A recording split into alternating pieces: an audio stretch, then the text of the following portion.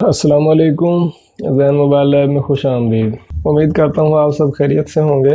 आज मैं आपको UFS 3 2020 इंस्टॉल करने का सिंपल आसान सा तरीका बताऊंगा, क्योंकि आप जानते हैं कि UFS 3 का जो सर्वर है वो आजकल बंद है, तो सर्वर के बगैर ही आपने अपने बॉक्स को एक्टिव करना है। तो ये UFS 2020 इस फाइल की लिंक आपको वीडियो की डिस्क्रिप्शन में मिलेगी, वहां से आप इसको डाउनलोड कर सकते हैं। फाइल को आपने UFS इंस्टॉल 1 पहले 1 नंबर सेटअप को इंस्टॉल करना है। इंस्टॉल फिनिश करने के बाद आपने 2 नंबर सेटअप को इंस्टॉल करना है।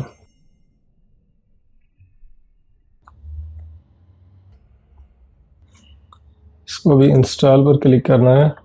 ये आप यहाँ पर इसकी लोकेशन देख सकते हैं कि सी में प्रोग्राम फाइल के अंदर सारा सॉफ्ट में ये फाइलें इसकी कॉपी हो रही हैं।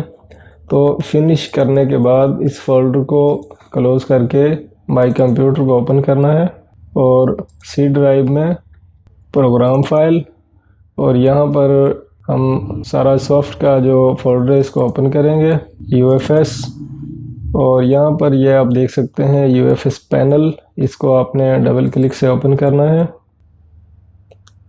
तो जैसे ही आप ये सेटअप ओपन करेंगे, यहाँ पर आप देख सकते हैं सर्चिंग फॉर सर्वर 1। तो साथ में ही आपने अपने बॉक्स को कंप्यूटर से कनेक्ट कर देना है,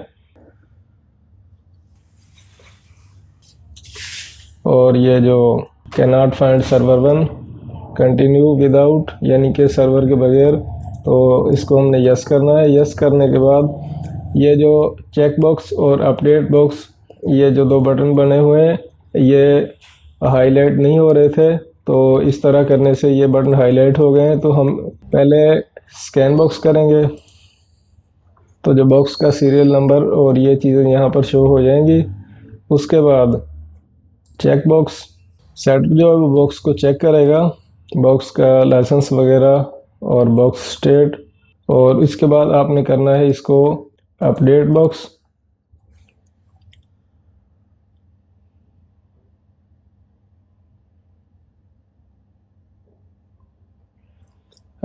ऑल ओके अगर आप एक दफ़ा कर लेंगे, क्योंकि मैंने पहले इसको इंस्टॉल किया था, तो इस आप सेटअप में आपको बताने की खातिर यानी कि दोबारा इंस्टॉल कर रहा हूँ, तो अपडेट की ज़रूरत नहीं है।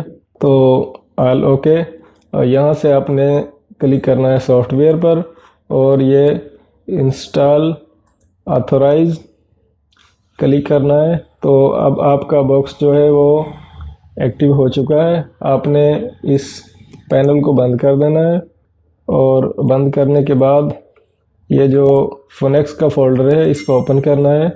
तो इसमें जो आजकल नोकिया के फ़ोन है UFS 3 से जो अनलॉक हो सकते हैं, सॉफ्टवेयर जिनका हो सकता है, उनके लिए ये जो DCT DB5, इसको आपने डबल क्लिक से ओपन करना है।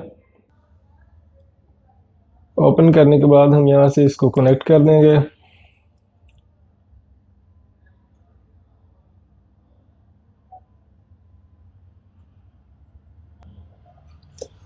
तो बॉक्स जो है वो कनेक्ट हो चुका है, और कोई एरर या कोई परेशानी का सामना जो वो बिल्कुल भी नहीं करना पड़ा इसमें। तो ज़्यादातर फ़ोन DCT-4 के चल रहे हैं जो पुराने मोबाइल हैं। अब ये बात नहीं है कि ये बॉक्स जो पुराना हो चुका है, बिल्कुल पुराना हो चुका है, लेकिन एक चीज़ होती है कि पुरानी होने के साथ साथ बेकार हो जाए। तो बॉक्स मोबाइल रिपेयरिंग या सॉफ्टवेयर के हवाले से कोई भी हो, वो बेकार नहीं होना चाहिए, कि कुछ ना कुछ ये बॉक्स जो है इंस्टॉल होने के बाद काम आ सकता है। क्योंकि अभी काफ़ी सारे मॉडल जो है नोकिया के रनिंग में चल रहे हैं, जिनके आप कोड खोल सकते हैं, सॉफ्टवेयर कर सकते हैं। तो अगर आपको वीडियो पसंद आए तो वीडियो को लाइक करें, वीडियो पर कमेंट करें, वीडियो को शेयर करें। अपना ढेर सारा ख्याल रखें। अल्लाह हाफिज़।